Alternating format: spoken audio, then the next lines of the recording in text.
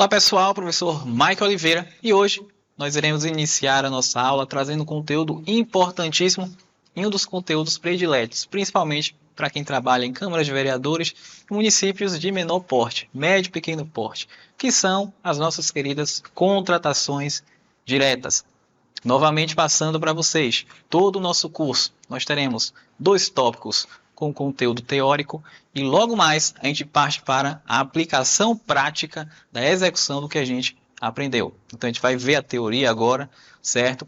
E depois nós vamos na prática juntos conduzir os processos, montar esses processos, checklists, lista de verificação, todas as modelagens necessárias para que a gente utilize a Lei 14.133. Então, nosso tema, contratações diretas na prática. Vamos tratar agora das principais hipóteses em que nós podemos contratar diretamente, ao invés de realizar uma licitação pública. Trazendo aqui na nossa tela, a Constituição Federal, como nós já vimos, estabelece como regra, lá nos seus princípios constitucionais do direito administrativo, licitar. O dever de licitar, de garantir ampla publicidade, isonomia, trabalhando dentro da legalidade do procedimento administrativo para compras e contratações de serviços, é a regra. Então, a regra para que uma prefeitura, uma câmara, uma autarquia, um órgão público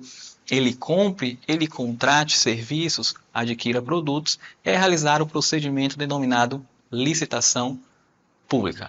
Agora, a própria Constituição Federal, ela estabelece para a gente as exceções. Por quê? Porque nem sempre a licitação ela vai ser o meio mais vantajoso. No caso de uma calamidade pública, por exemplo. No caso de uma contratação de pequeno vulto financeiro, para atender uma demanda emergencial. Outro exemplo aqui para vocês.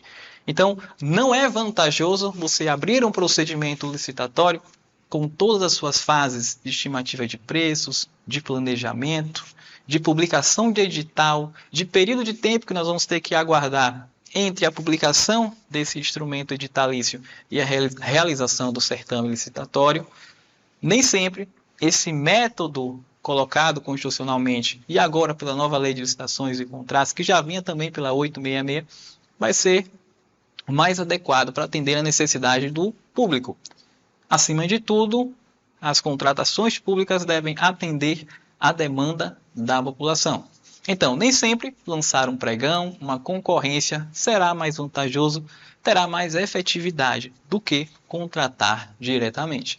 Então, a Constituição Federal ela traz para a gente o conceito de que nós podemos contratar sem licitação em algumas demandas, em alguns chamados objetos, certo? Isso pela 866 a gente já utilizava e com a nova Lei de Licitações e Contratos agora nós temos algumas mudanças. Eu trago para vocês aqui na nossa tela agora quais eram as formas de contratar diretamente pela antiga Lei de Licitações e Contratos.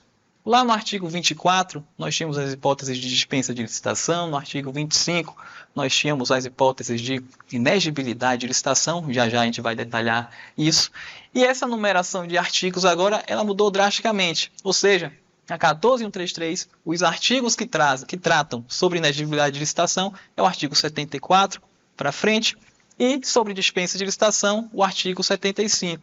No artigo 72, a gente verifica um checklist de como deve ser formatado o procedimento de contratação direta, que a antiga Lei 8.666 não trazia para a gente. A 14.133 traz para a gente quais são os documentos necessários para que a gente utilize a contratação direta, via dispensa ou via inegibilidade de licitação. Essas duas modalidades, esses dois tipos de contratações diretas, eles continuam com a mesma nomenclatura da Lei 8.666. Tá? E elas se dividem, como eu disse, em inegibilidade de licitação e dispensa de licitação. Quando ocorre a inegibilidade? Quando ocorre a inviabilidade de competição. Existem casos previstos na lei em que não é possível você gerar uma disputa entre interessados e contratar pelo menor preço, pelo menor preço, porque naqueles casos em específico, não necessariamente o mais barato vai ser o produto ou o serviço prestado com melhor qualidade.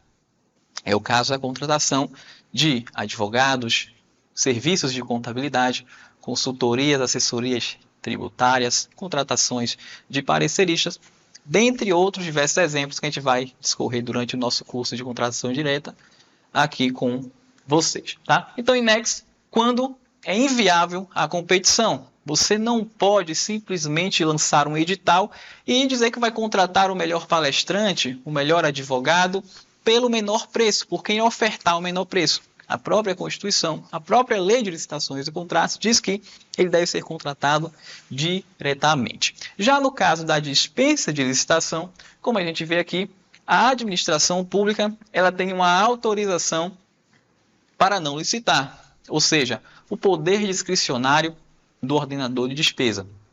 Você pode realizar um procedimento licitatório, vai ter que respeitar os princípios da publicidade, os 22 princípios que a nova lei de licitações prevê, lá no artigo 5º, ou você pode contratar diretamente, para que você possa atender com agilidade, com a eficácia necessária àquela demanda administrativa. Então, eu posso lançar mão de um pregão, eu posso lançar mão de uma concorrência, certo? Porém, eu tenho a autorização, dentro de determinados limites que a lei nos concede, de contratar diretamente, certo? A lei nos traz diversos, inúmeros casos para você contratar por dispensa de licitação. Um dos mais conhecidos é a contratação por dispensa em razão do baixo valor econômico, que é utilizada por menores órgãos públicos, considerando os gastos inerentes à anualidade, ao exercício financeiro, que não podem ultrapassar determinados limites.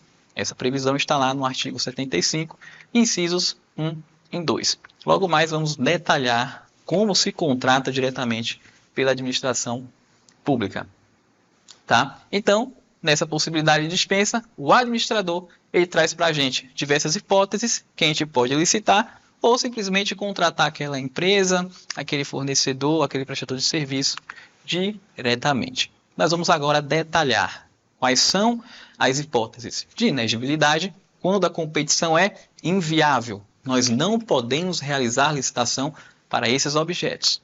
E depois vamos tratar sobre as diversas hipóteses de dispensa de licitação. O artigo 74 da Lei 14.133 traz para a gente, em alto e bom tom, é inexigível a licitação quando inviável a competição, em especial nos casos de... Por que em especial? Porque o rol da nova Lei de Licitações para as inegibilidades, ele não é taxativo, ele é exemplificativo. A todo momento podem ser criados novos objetos, novos tipos de serviços que podem ser contratados por inegibilidade. Um exemplo agora, que nós temos aqui em âmbito nacional, é a promulgação da Lei Paulo Gustavo. A Lei Paulo Gustavo, com a Lei de Incentivo Cultural, ela vai a alguns municípios, alguns órgãos públicos, secretarias de cultura, vão precisar contratar assessorias, consultorias, profissionais especializados para dar suporte às prefeituras, às secretarias municipais, na implantação dessa nova legislação. Logo, ela poderá contratar agentes culturais, prestadores de serviços, consultores dessa determinada área para executar esse serviço, que não está diretamente previsto na lei, mas que é um serviço que é inviável à competição, já que se trata de um serviço intelectual. Como a gente vai ver, é uma das formas de contratar diretamente por INEX. Então, esse artigo 74 traz para a gente quais são as formas de contratar diretamente por inegibilidade. Contratar os artistas, serviços artísticos. E lembrando, artista não é apenas músico e banda, né? Nós temos aí o pessoal que faz literatura de cordel, escritores, poetas. Todas as formas de manifestações artísticas podem ser contratadas por inegibilidade. Serviços técnicos especializados de natureza predominantemente intelectual, ou seja, profissionais que não vão se dispor a disputar preço para prestar um serviço, mas eles têm um preço, um valor definido para realizar seu serviço e você vai contratá-lo diretamente para poder... Depois a gente vai ter que... Corta aí. Depois eu tenho que ver para sair cortando. Tem algumas coisas que eu... Enfim, né? A língua trava e tal. Enfim.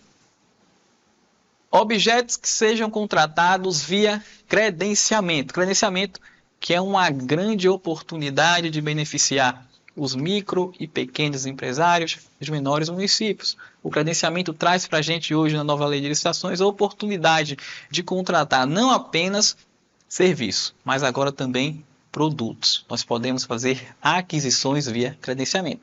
O credenciamento ele é realizado via chamamento público e cada processo desses ele resulta em uma inegibilidade de licitação, já que o credenciamento, como a gente já viu, ele decorre também da inviabilidade de competição e da necessidade de contratar o máximo de interessados para prestar um serviço ou fornecer um produto para a administração. Por fim, a aquisição ou alocação de imóveis, que na 8666 era previsto lá no artigo 24, inciso 10. Era uma hipótese de dispensa de licitação. A 1433 agora readequou isso, já que nós sempre justificamos a contratação, a alocação de imóveis pela inviabilidade de competição. Nós sempre dizemos nos nossos processos administrativos que aquele imóvel era o único que poderia atender a necessidade do poder público. Então agora ele se transformou em hipótese de inegibilidade de licitação, não mais de dispensa. É uma das novidades na 14.133. Então vamos rapidamente discorrer aqui de forma detalhada cada inciso do artigo 74 da nova lei de licitações. Então, primeiro inciso ele fala que para a aquisição de materiais, equipamentos ou gêneros, contratação de serviços que só possam ser prestados ou fornecidos por produtor, representante comercial ou prestador de serviço exclusivo. Obviamente, se você tem no seu estado apenas uma empresa que faz a prestação de serviços de manutenção técnica de determinado, não vai realizar um procedimento licitatório, mas você vai contratar aquele prestador de serviço exclusivo. E aí ele vai ter que comprovar conforme o nosso esquema que vocês veem agora na tela. Esse fornecedor exclusivo pode ser contratado para aquisições, para manutenção de produtos, peças ou para a realização de serviços. Tá? Esse produtor, essa empresa, ela deve ser o representante comercial exclusivo. A nova lei de licitações ela diz para a gente que essa representação de exclusividade ela deve ser, no mínimo, em âmbito estadual. Então, por exemplo, eu não posso contratar uma empresa que se diz representante comercial exclusiva de determinado produto apenas no município de Salvador, Bahia. Mas ela deve ser representante exclusiva desse determinado produto no estado da Bahia, no mínimo em âmbito estadual, certo? Essa exclusividade, como que nós vamos verificar se essa empresa realmente é um prestador de serviço ou um fornecedor exclusivo? Ele vai ter que demonstrar isso para a gente através de atestados de exclusividade, contratos de exclusividade junto com as empresas fornecedoras, declaração ou outro documento idôneo, certo? Então a lei diz o seguinte, nós vamos ter que contratar um prestador ou um fornecedor exclusivo, no mínimo em âmbito estadual, certo? E ele deve demonstrar essa exclusividade através de um contrato, através de um atestado, uma declaração reconhecida em cartório que demonstre que ele detém naquela exclusividade, naquela prestação daquele serviço ou na venda daquele produto. Um exemplo bem prático, trazendo para vocês. Determinado município em que eu prestei serviços determinada vez, tinha um aparelho lá no hospital de ressonância magnética. Esse aparelho, ele quebrou, teve um defeito, estava sem funcionar, prejudicando a população que tinha necessidade daquele serviço de saúde pública, certo? Daqueles exames que eram feitos ali. Nesse sentido, me procuraram. Mike, o que eu vou fazer para consertar esse aparelho? Nós estamos fazendo cotações com diversas empresas, só que nós fomos informados pelas outras empresas que existe um prestador de serviço exclusivo para manutenção do aparelho de ressonância, já que ele é importado, um aparelho que vale milhões. E apenas uma empresa no Brasil pode fazer a manutenção desse aparelho. Eu falei, nossa, então nesse caso nós não vamos abrir mão de uma licitação, nós vamos contratar diretamente via inegibilidade, pela nova lei de licitações, certo? Nesse sentido, essa empresa ela tinha em suas mãos o atestado, um contrato de exclusividade, que era a única prestadora de serviço de manutenção do aparelho de ressonância do Brasil, foi acostado nos processos, e o valor que foi pago para essa empresa, dentro desse processo de contratação direta, foi o valor praticado por ela dentro do mercado. Ela comprovou a sua tabela de preço que estava previsto lá, dentro dos sites e documentos da marca do aparelho de ressonância magnética. Um exemplo prático para vocês aqui do que acontece no dia a dia para ilustrar a questão da contratação por fornecedor exclusivo.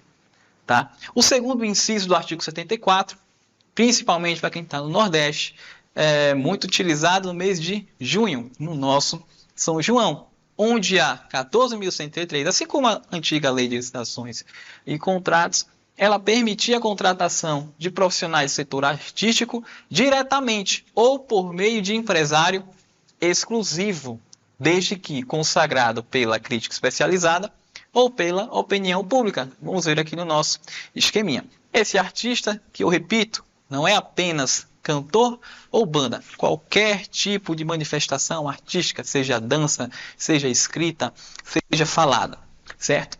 Esse artista ele deve ser profissional, ele deve ser consagrado e deve ser contratado diretamente por empresário exclusivo ou diretamente. Consagrado pela opinião pública ou pela mídia especializada. Caetano Veloso, Chico Buarque, Ivete Sangalo são consagrados pela mídia especializada. Vou dar um exemplo para vocês aqui. Aqui no Nordeste, Nadson Ferinha, um cantor de arrocha. Ele é consagrado pela opinião pública, assim como Thierry e diversos outros artistas populares não necessitam, para ser contratado pela administração pública, ser consagrado por crítica especializada. Pela opinião pública, basta. Certo? Então, esse artista consagrado, não cabe contratação por inexigibilidade de artistas amadores, tá? Apenas artistas consagrados. Mídia especializada ou opinião pública. E ele deve ser contratado diretamente ou por meio de empresário exclusivo. Isso quer dizer o quê? Para você contratar Michael Oliveira, cantor, você contrata ou com ele próprio, através do seu CNPJ ou como pessoa física, ou através de um empresário exclusivo. Essa exclusividade da representação desse artista, ela deve ser permanente e contínua. E deve ser também, no mínimo, para um estado específico. Por que isso? Porque a Lei 14.103 vem vedar aqueles chamados intermediadores de serviços artísticos. Tá? Então, existiam algumas empresas produtoras de eventos que lucravam em cima da representação de artistas, vendendo shows para órgãos públicos por valores mais altos do que o artista praticava.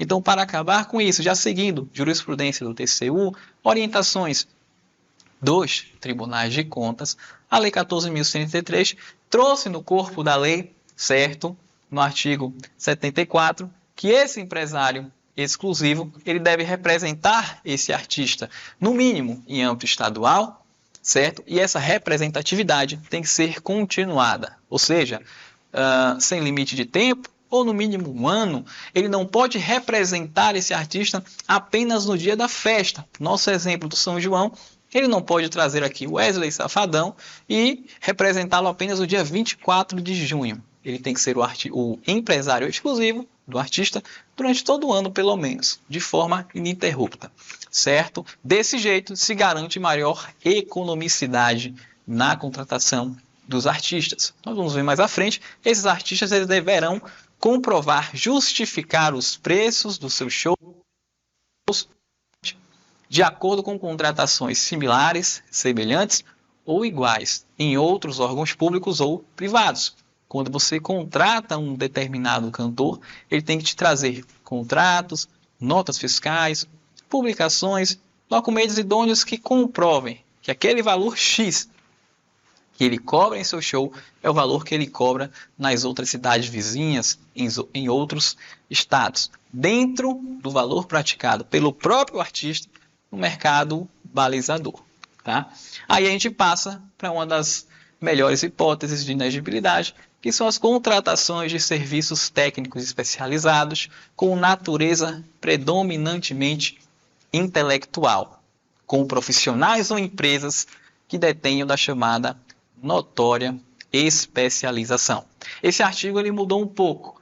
Era previsto na 8666, trazendo que esses profissionais ou empresas deveriam conter na sua contratação 3 indícios. Singularidade do serviço, deveria ser um serviço singular, único a ser prestado para a administração pública. A notória especialização desse contratado, ele não poderia ser um prestador de serviço comum, ele tinha que ser especializado, ser uma referência na sua área de atuação e deveria ser um serviço técnico, ou seja, no caso de um advogado, ser registrado devidamente na ordem dos advogados, no caso de profissionais de engenharia, ser registrado no CREA. Esses 2 exemplos eu trago para vocês. Agora, a nova lei de licitações e contratos, ela facilitou um pouco, ela mudou um pouco essa polêmica da singularidade. Afinal, nenhum prestador de serviço é singular, né? Nós temos a hipótese dos artistas, as pessoas consagradas, mas diversas pessoas desenvolvem o mesmo serviço, seja de advocacia, de contabilidade, de auditoria, de consultorias diversas. Então, a 14133 traz para a gente agora, para ser contratado diretamente pela administração, você deve ter em mãos 2 requisitos. Tem que ser um serviço técnico especializado de natureza intelectual. Ninguém vai disputar o menor preço, certo? Já que é um serviço intelectual. E esse profissional ou essa empresa deve deter da chamada notória especialização. Ele não deve ser um profissional comum. Ele deve ser um profissional destacado na sua área de atuação, com experiências anteriores exitosas naquele campo em que ele vai prestar o serviço. A administração pública ela não contrata amadores. Por isso, nos autos do processo de inegibilidade para a contratação desse tipo de prestador de serviço ou dessa empresa que vai realizar essa consultoria, essa assessoria, por exemplo, ela deve demonstrar que já desenvolveu essa atividade em outros municípios, em outras câmaras municipais, mostrando que ela não é iniciante, mas que detém de know-how e expertise para prestar aquele serviço para a administração pública. Então vamos à nossa tela. Agora, a inegibilidade para serviços técnicos especializados dependem de alguns requisitos, como vimos, né? Serviços intelectuais de natureza predominantemente intelectuais, técnicos especializados, né? Registro de conselho de classe, formação adequada, e essa empresa ou profissionais devem ter a chamada notória especialização, demonstrando que são profissionais que não são comuns no seu ramo de atuação. Esses serviços técnicos especializados, eles têm indicação, um rol exemplificativo que a lei traz para a gente. Então, nós podemos contratar via inciso 374 da nova lei de licitações, estudos, planejamentos, elaborações de projetos, pareceristas, assessorias, consultorias e auditorias diversas. Nós podemos contratar empresas para fazer a fiscalização de contratos administrativos de obras públicas, contratação de advocacia para causas judiciais, treinamento e aperfeiçoamento de pessoal, para que você contrate um palestrante, um congressista, um professor de licitações e contratos, por exemplo. Ele deve ser contratado via inegibilidade de licitação, certo? E deve comprovar, esse profissional que vai ministrar o treinamento deve justificar os seus preços que estão de acordo com o praticado no mercado e ele deve deter de notória especialização. Deve ter realizado esse treinamento em outras administrações públicas, especializações, pós-graduações, mestrados, publicação de artigos, livros, demonstrando que ele trabalha com aquilo, que ele tem know-how, expertise para poder desenvolver aquele serviço para vocês, tá? Restauração de obras de arte, de bens com valores históricos, controle de qualidade. Nós não podemos usar a inegibilidade do inciso 3 do artigo 74 para contratar empresas de publicidade e divulgação. Por quê? Nós temos uma lei específica para os serviços de publicidade que seguem uma nuance toda diferenciada.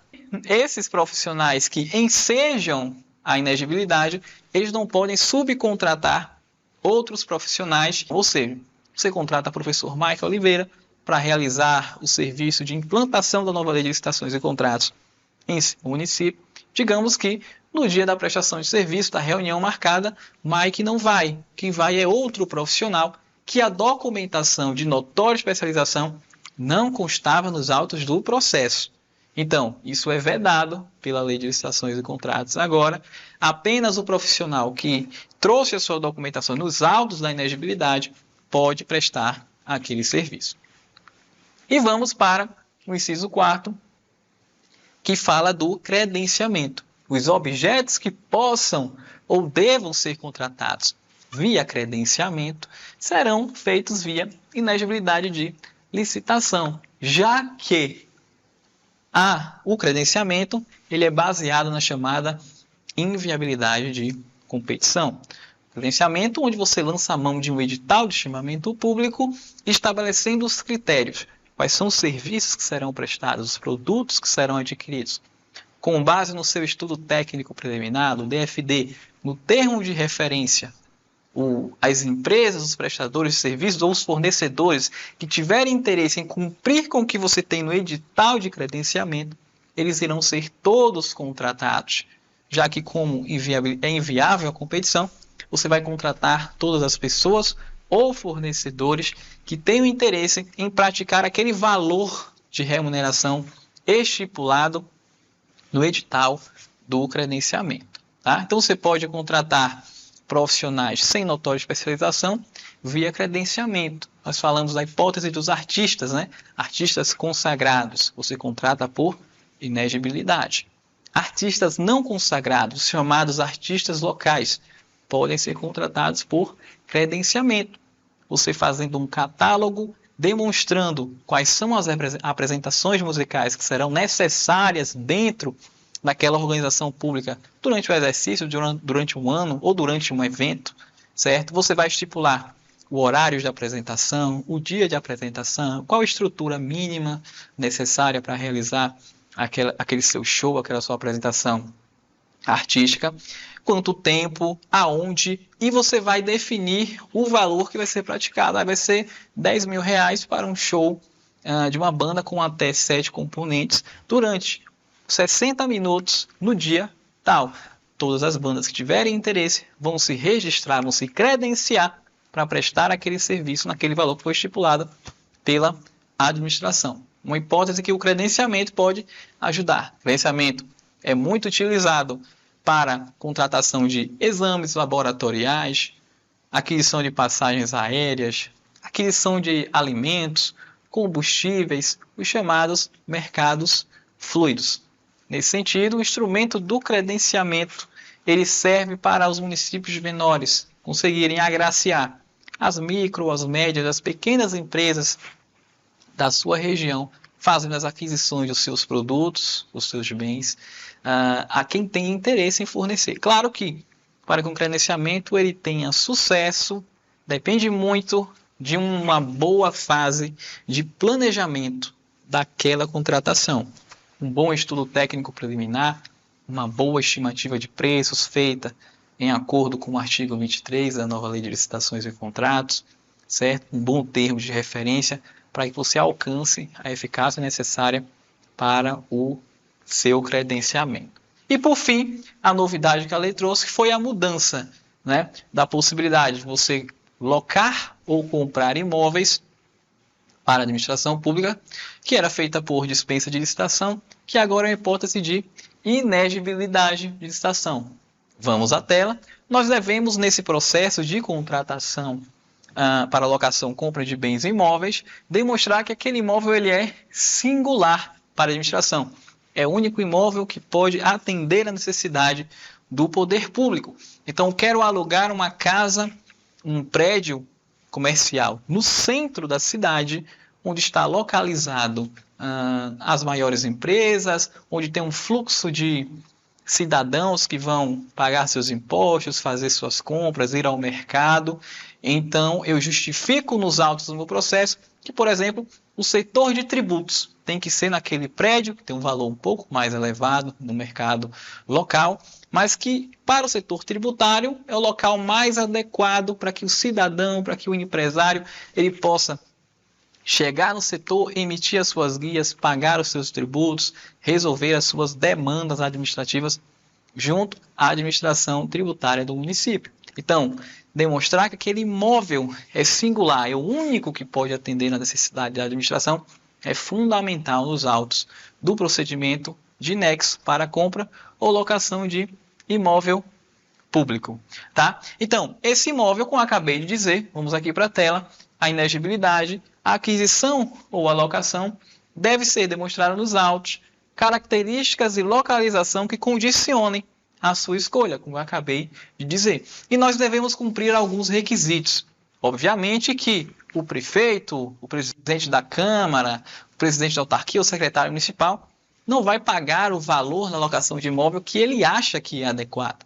Nesse caso, deve ser cumprido o requisito da avaliação prévia do bem, que deve ser feita por um engenheiro, um arquiteto ou um corretor de imóveis, que vai de forma antecipada avaliar a estrutura daquele imóvel e o seu valor de mercado. Assim, ele vai justificar o preço, o valor que vai ser pagado no aluguel ou na compra daquele imóvel privado que vai ser adquirido pelo setor público. Outro cuidado que deve ser feito, ter tido pela administração, é a certificação da inexistência de imóvel público vago disponível para servir aquela necessidade. Então, eu não posso alugar a casa de uma pessoa para funcionar uma repartição pública, uma secretaria municipal, por exemplo, sendo que a prefeitura ela detém de 2, 3 prédios vagos, sem utilização. Então, o ordenador de despesa, o secretário municipal, aquele que está ensejando aquela inegibilidade de licitação, ele vai ter que atestar por escrito que não existe imóvel público vago que possa atender aquela demanda, aquela necessidade. Eu não vou alugar, sendo que eu tenho um bem que pode atender aquela necessidade, certo? E uma observação é que na antiga lei, a locação e a compra era uma dispensa. Agora não mais, é uma inegibilidade de licitação.